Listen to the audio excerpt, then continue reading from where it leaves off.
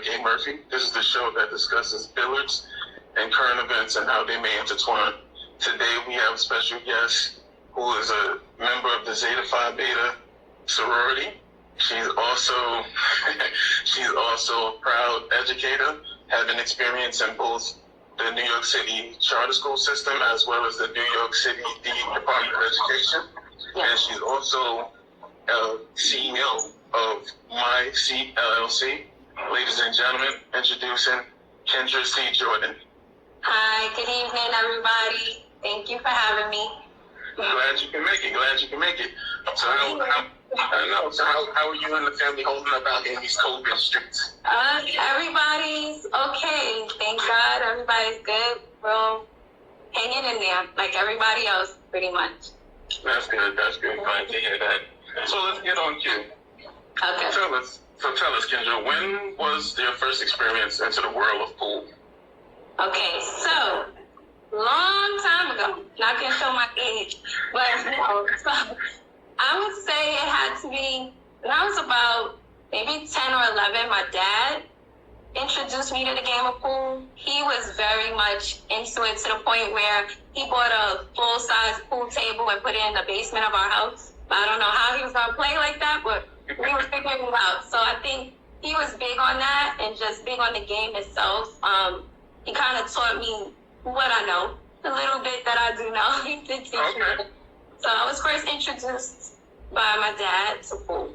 And then thereafter, when I went to college and we had our pool tables in a dorm, there were competitions, maybe like people just put together a competition in a dorm. I put myself in that competition. I put myself out there. Okay. Little things, something. So, yeah. That's good. So, would you say that your dad pretty much influenced your whole shape into the world of pool? Yeah, he taught me how to play. He taught me how to focus. I guess like his passion for it, even though I'm a girl child, I can still learn. It's a man or a woman's sport. It's everybody. So I think he first got me into it. Yes. Okay. So in today's spectrum regarding diversity and the full scope of education, as an educator yourself, what do you think should be the U.S. educational goal or mission? I think the goal or mission should be to focus on inclusion and continuously focus on inclusion. I love teaching, I love education, but I have a passion for special needs and the special needs community. So particularly autism. When I did my master's program, I focused in on autism. That was like my main focus throughout my special education master's program. So I feel that inclusion should continuously be a push. We have to make sure we meet all kids' needs where they are so we can continue to push them. Inclusion all day, every day. I think that it's okay for us to say, all right, if students are being pushed and being met where they're supposed to be or whatever, I think that we should continue to do that because all students can learn. Everyone has the ability. Everyone is capable. And we have to continuously push our students, our kids, our scholars to be everything that they're supposed to be, like to pursue their goals and make progress the way they are supposed to make it. Just because they don't meet a certain level at a certain time doesn't mean that, they're never going to get there. We just have to meet them where they are. So that should constantly be our focus, is to include students of all ages, all cultures, all different stages of the game. We should include all students and make sure they get what they need. So in regards to special education and, with things that's going on in the world, particularly as it pertains to this new standard that we have with COVID-19 and, changing things up and causing us to have to, do things that we are not accustomed to doing educationally wise. Would you say that entities like MES, your organization, should implement, SEL protocols? Do we need more organizations like yours that would implement protocols such as that? Now, for those that don't know SEL, I was just about to say that. Well, I'm going to go ahead and let the expert. Go ahead. I'm gonna let the academic expert. You know, Okay, so go ahead. my seat actually was created for the purpose of that because I felt like there was one student in my class during this whole remote learning experience. One student who is diagnosed with autism. She was having a really tough time, like a tough time not being around her peers, not having that social interaction. She was missing it. And when we came on to Zoom or to Google Meet, we weren't seeing her anymore. We were seeing someone totally different. And that was the sole purpose of me creating my seat and including social emotional learning into my seat. So my seat stands for my social emotional approach to tutoring.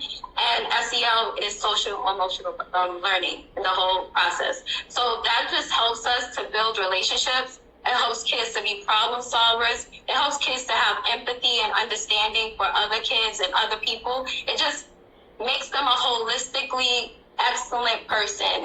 And nobody's perfect, but we're going to make as much progress as we can. No one's perfect, but we are going to be, okay. So I feel like social emotional learning helps our kids to be better citizens of the world, like overall. No matter what, where they come from, what communities they come from, everyone has to come together and be empathetic or be compassionate. We have to build relationships. So that was the main goal of mine with my seat, was to help our kids at this time during remote learning to just have that support. Like my experience is it starts with building relationships. Like I feel like all educators have to say in their own mind, like, I'm going to start by getting to know my children and getting to know what they love, what they like to do, what their interests are. So once you get to know them, then they feel like they can trust you.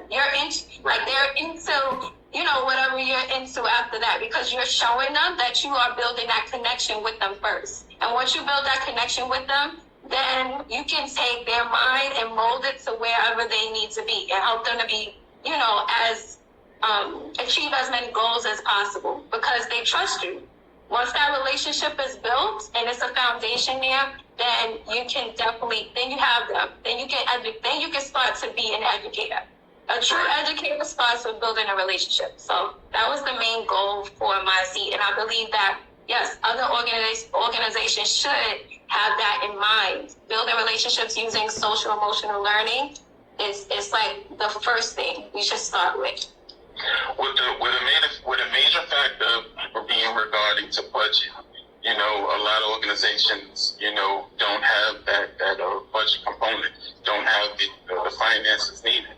So with the Black community, calling for systematic reform and budget reallocations across the nation, yourself as a Black woman, as a mother, as an educator, and as an entrepreneur, what do you think should be government officials' essential priority? I believe, of course, I have to speak first from a perspective of coming from a Black community where we had to make something out of nothing. I think that a lot of it should be definitely on education. Like, we should have a focus on educating others, educating ourselves more.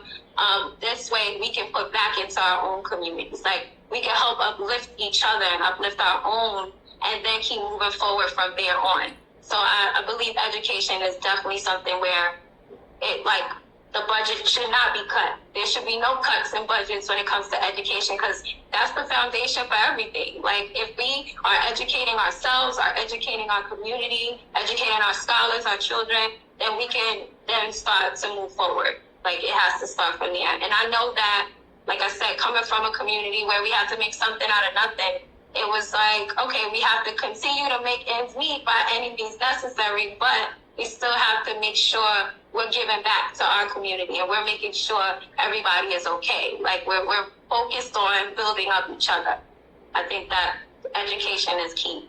So yeah, it should be no budget cuts to anything with education. Continuing with that, do you think governmental systems and Black communities should address these concerns in a structured order or in any manner as presented? So I feel like it has to be a strategic situation. Like, I teach my kids all the time. I teach my scholars. There are strategies to solving a problem. Like, everything has a strategy. We work through it by steps. I believe that we can get through any situation, any problem, but we first have to step back and be strategic about it. Not just go off doing whatever we need to do just by any means necessary. I feel that we have to definitely come to a place where we're forming a plan and have a strategy in place. And then we can push forward. Then we can continue to do what we have to do for our community.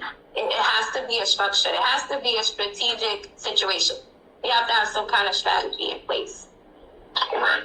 I definitely concur with you on that. So coming into, with that strategic mindset, especially as it pertains to the restrictions with COVID, do you think there's a capability of Billiards returning to sports broadcasting, and would you watch? I think so, because it's not like a contact sport, so to speak. So maybe it could work. I feel like it could be something that's entertaining. Definitely, I would definitely watch. But I think that since it's not a contact sport, it could definitely come back and be able to thrive, because now we have regulations that people have to stay 6 feet apart. Okay, we could do that and still play a game of pool. Yes. Now you having all of this experience, this unofficial experience in the sport. What technique would you use in tutoring that you can use while playing billiards? So that's a great question. I definitely will say so. I would have to say focus. So we tell our kids, we actually do a focus activity when I do my Read and Sign with Me. We do a program called Read and Sign with Me, where we read books and we sign along with them. We have a focus activity that we do in the middle between each read aloud. So focus is definitely something that I feel that is necessary in both the game of pool and when it comes to tutoring. And I think I teach my kids that if they are not focused, it's very difficult for them to achieve their goals.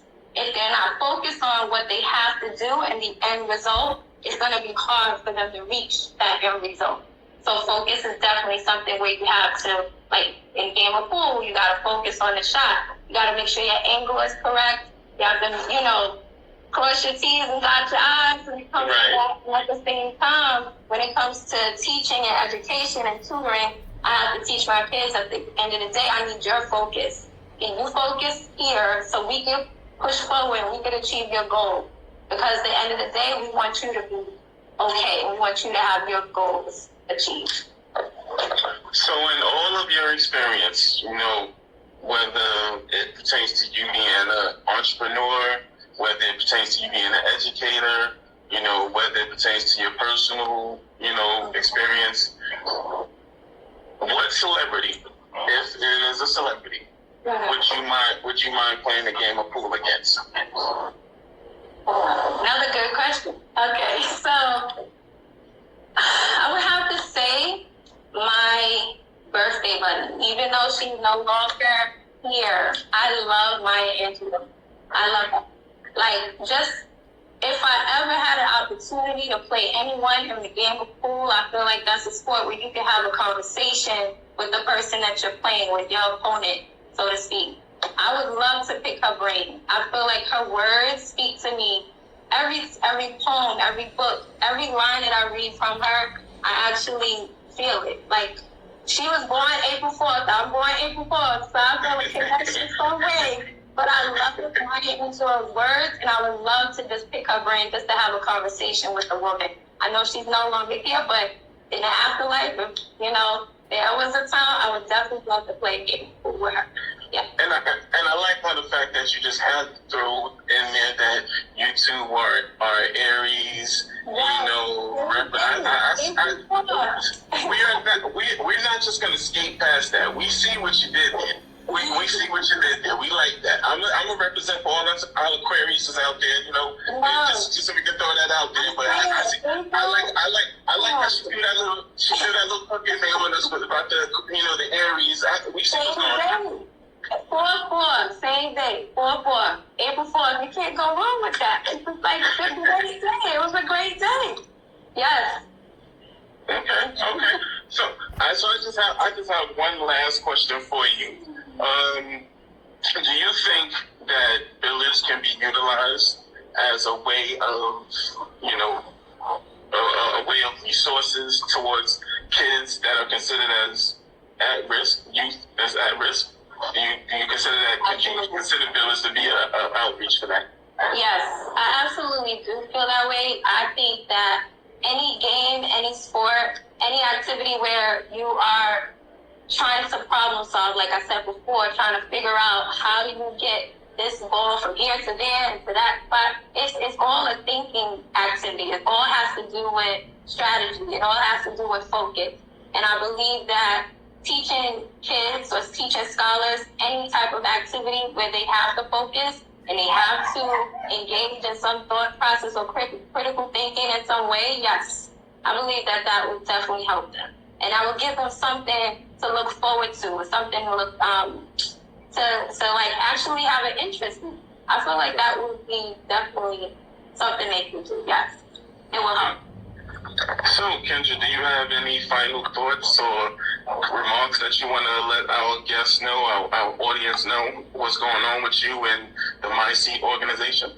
Okay, so MES LLC, we have tutoring sessions available all summer. I have my email, my handle, I will include later. But I actually have a live every Thursday, live at 8:05. I have Read and Sign with Me, where my partner and I, Amina K. Mosley, we read books for ages 0 to 4 and ages 5 to 8. We also sign. We use sign language to communicate too with our scholars. So we use that in our read alouds. So we teach our scholars how to sign as well as read an awesome book to them.